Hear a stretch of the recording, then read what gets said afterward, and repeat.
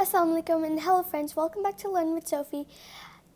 I'm here with my friend and today we're going to be making some quick snacks where friends come. And so you'll need some fruits, crackers, and whipped cream. So let's get to it. So we're going to take one cracker, flip it upside down, take the whipped cream. It's really simple. You're gonna there. Here you go. Thank you. Oh whoa, that's a lot. That's a little off the track, but Yeah. Now we're gonna take one fruit. So we're gonna have these. We're gonna use the strawberries.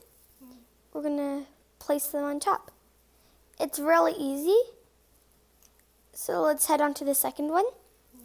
Take a cracker, flip it upside down, and I will do better on this one. ooh! I know. Okay, now we're gonna head on to the fruits. Really simple. No.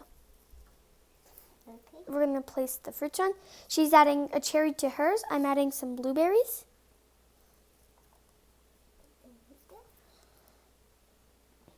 Make sure you keep them, try and keep the whipped cream on the cracker so it doesn't fall off.